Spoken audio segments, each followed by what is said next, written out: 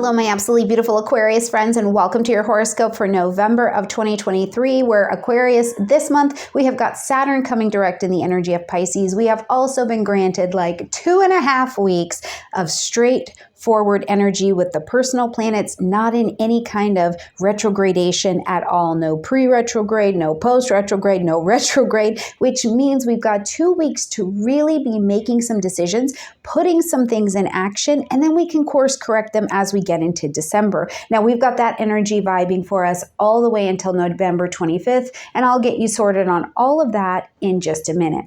Now, the other thing to keep in mind here, Aquarius, is that your social life moving into Sagittarius season gets lit up this month. So whatever it is that you've been wanting to work on, maybe you've been willing and thinking about networking or gathering information, or maybe your friends have had some things going on and it's really valuable, right? It's valuable information or valuable experience. It all gets lit up and very, very busy as we enter into the Sagittarian zone. So more about that coming up. But first, Aquarius, if you have not downloaded your digital transit calendar from our friends at Wise Skies Collective, make sure that you click in my description box down below.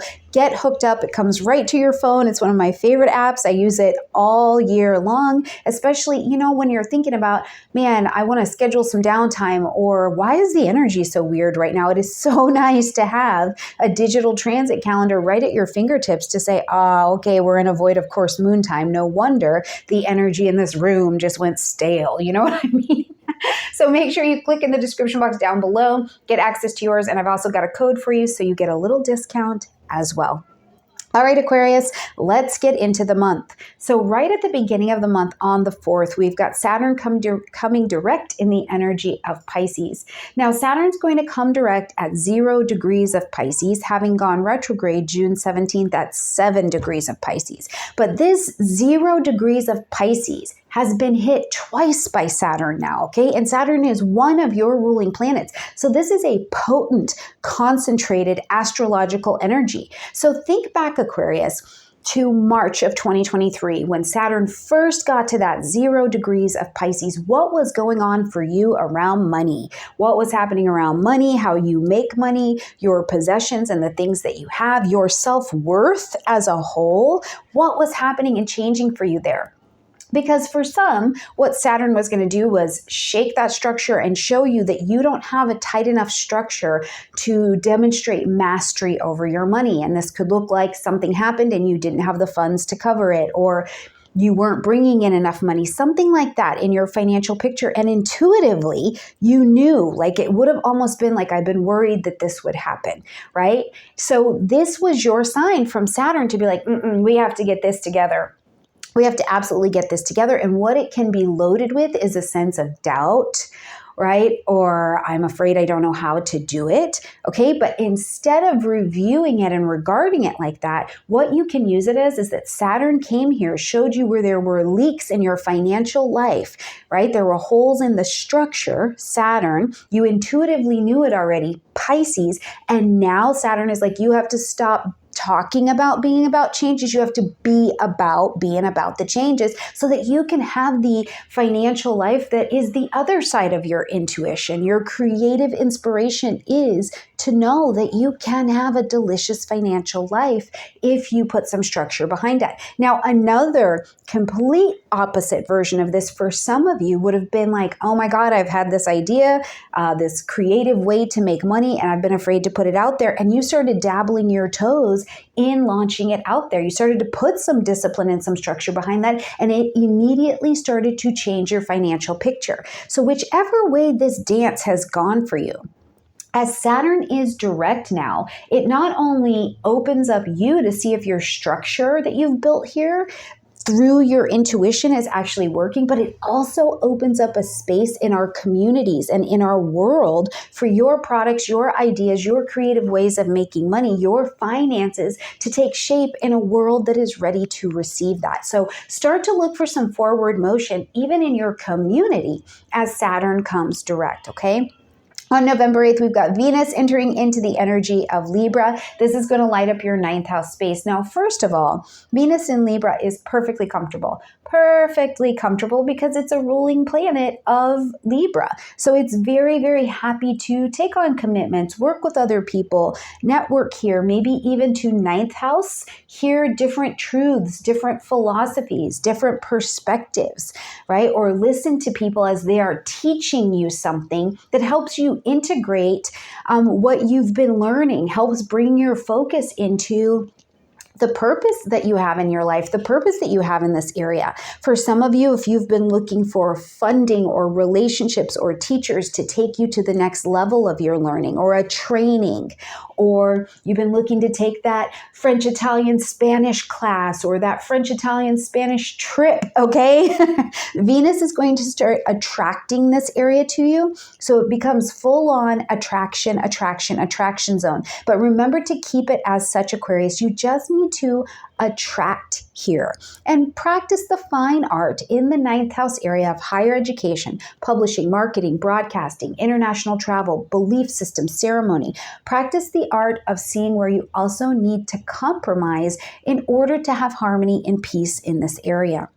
Now, by November 10th, Mercury moves into the energy of Sagittarius. Just a few weeks down the road, we'll also welcome the Sun and Mars into Sagittarius, but here is where things begin to get busy in your social sector, okay? So now it's like, wow, Mercury is bringing new information. It's not retrograde. It's not in pre-retrograde shadow time yet. So it's bringing new information into your 11th house, into your networking, social media, friends, organizations, long-range goals, and designs that you have for yourself house. So you may be like, okay, I have this big picture. I have this vision for myself in the direction I would like to go. But Mercury brings you information on the steps it's going to take for you to be able to get there. And being the sign of the archer or the centaur, whichever one you'd like to use, get that bow and arrow in your hand. And remember, Sagittarius, the best way to get an arrow to really shoot forward, to go the distance, to have that big vision,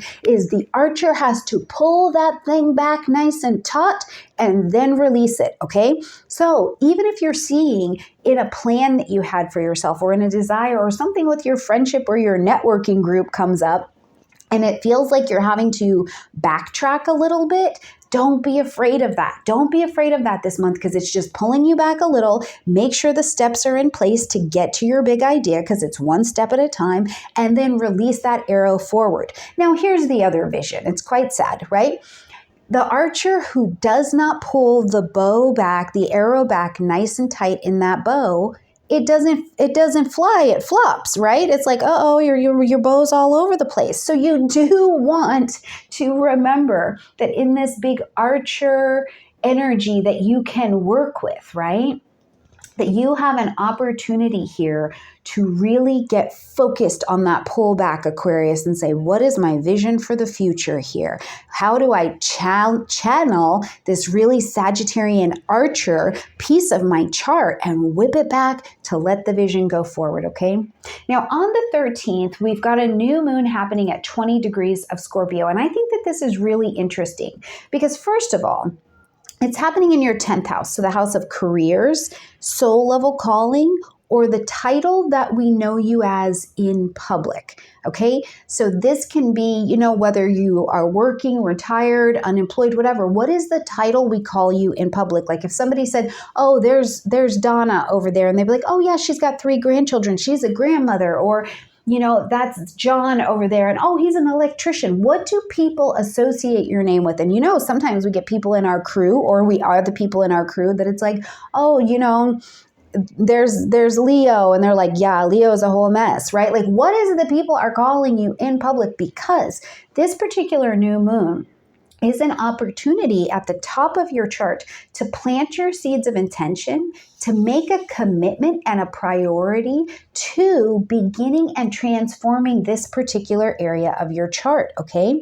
So this moon is also in conjunction with Mars, one of its ruling planets, but opposing Uranus. So this tells me right away that not only are you having this opportunity professionally and publicly to have this new situation come your way, maybe a new opportunity, a new calling, a new title to come your way. But that opposition with Uranus down in your fourth house can bring something from home that's kind of unexpected, or it's like, whoa, where did that come from? So here's this exciting title, this opportunity, this chance to change the direction or go this way or be known for this. And that is opposing something at home. And this can feel like they don't integrate. And here's my example of this, right? Let's go back to Leo for a minute, right? So maybe your family knows you as Leo the mess, or they have an opinion of you that you've always been this particular thing, whatever it is, right? But you are offered in public an opportunity to take your craft, to take your skill, to take a different title behind your name in public.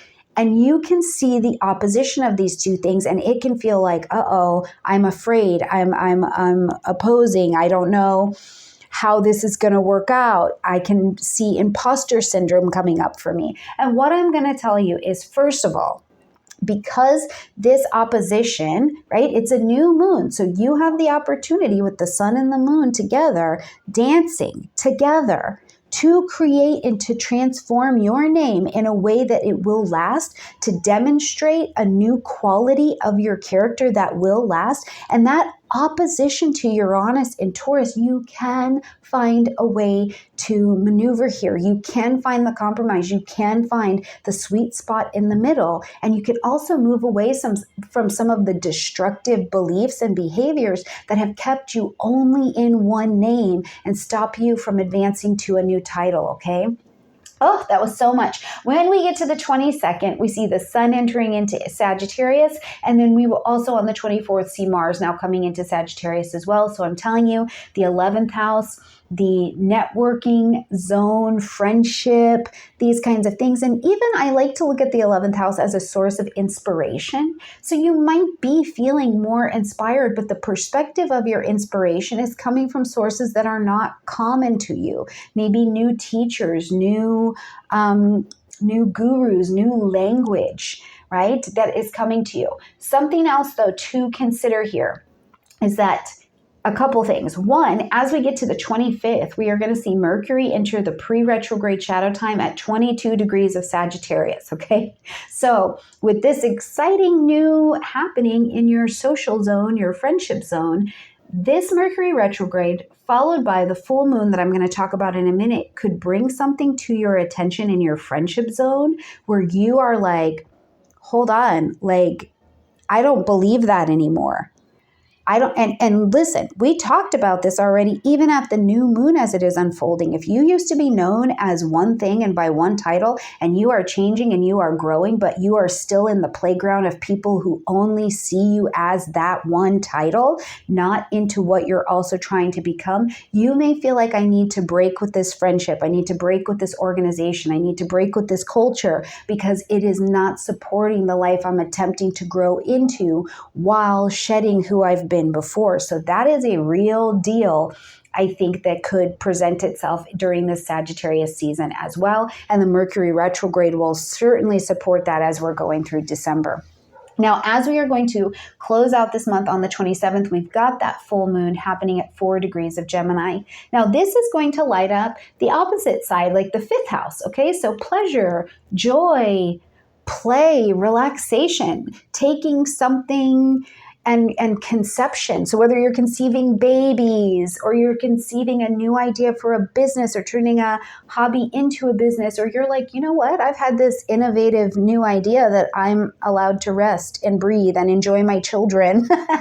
You know, whatever it is, the full moon is asking you to end something, acknowledge something, or to make an adjustment in this particular area. And one of those adjustments, I'm telling you, is that when you get down to it in that 5th house, which is just to the opposite side of that 11th house, that Sagittarian vibration, you may really be looking at your playgrounds and playmates this month, Aquarius, and going, I don't fit here anymore. And that's okay. That's okay, because the full moon will bring the ending or the adjustment so that something else can begin. But the other thing that can happen here because this particular moon has also got a nice alignment to Mars. We've got the sun, we've got Saturn. This is a grand mutable trine that is happening. Lilith is involved here in Virgo. So what can also happen here is that you're getting two different pieces of information at this moon. It's very full moon, right? One side is giving this particular vantage point, perspective, or information, but then also you're getting